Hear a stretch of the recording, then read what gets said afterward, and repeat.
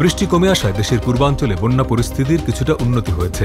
অনেক জায়গায় পানি নামতে শুরু করেছে। তবে ফেনী, নোয়াখালী, কুমিল্লার অনেক উপজেলার পরিস্থিতি এখনও খারাপ। এর মধ্যে ফেনীর গ্রামাঞ্চলে অন্তত 1 লাখ মানুষ পানিবন্দী।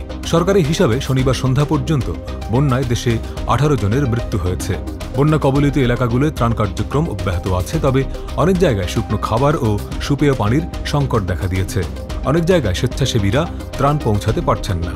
এদিকে বন্যা মোকাবেলা এই মুহূর্তে সরকারের সর্বোচ্চ অগ্রাধিকার বলে উল্লেখ করেছেন অন্তর্বর্তী সরকারের প্রধান উপদেষ্টা অধ্যাপক ড. মোহাম্মদ ইউনূস। তিনি পরিস্থিতি মোকাবেলায় বেসরকারি প্রতিষ্ঠান ও দেশবাসীকে সরকারের সঙ্গে একযোগে কাজ করার আহ্বান জানান।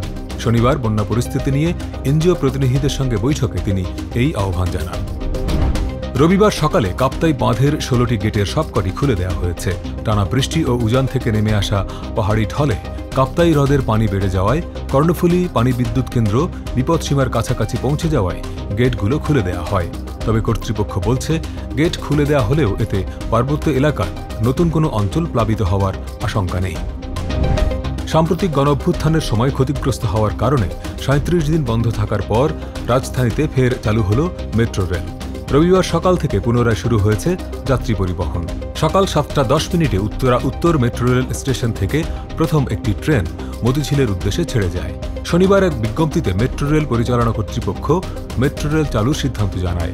সরকারি চাকরিতে কোটা সংস্কার আন্দোলন চলাকালে গত 18 জুলাই মিরপুর 10 নম্বর গোল চত্বরে পুলিশ বক্সে অগ্নিসংযোগ করা হয়।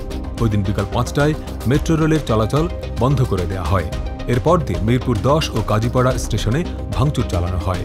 রবিবার থেকে মেট্রো রেল চালু হলেও মেরামত ও সংস্কারের প্রয়োজনীয়তা থাকায় আপাতত কাজীপাড়া ও মিরপুর 10 স্টেশনের কার্যক্রম বন্ধ থাকবে।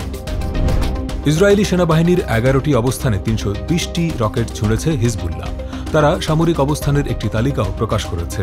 সংগঠনটির দাবি, এসব অবস্থানে হামলা সফল হয়েছে। তারা আরও জানায়, ইসরায়েলের বিরুদ্ধে এই হামলায় মোট 320টি কাতিউষার রকেট ও অসংখ্য ড্রোন ব্যবহার করা হয়েছে। প্রথম পর্যায়ের এই হামলার লক্ষ্য ছিল এমন সব ইসরায়েলি সামরিক অবস্থান যেগুলো অকেজো হলে দ্বিতীয় পর্যায়ের হামলা প্রতিহত করতে ব্যর্থ হবে ইসরায়েল। বৈরুতে হিজবুল্লাহর এক শীর্ষ কমান্ডারকে পরিকল্পিতভাবে হত্যার পর থেকেই লেবাননের এই সশস্ত্র সংগঠনটি ইসরায়েলের বিরুদ্ধে প্রতিশোধ নেয়ার সংকল্প করে আসছিল।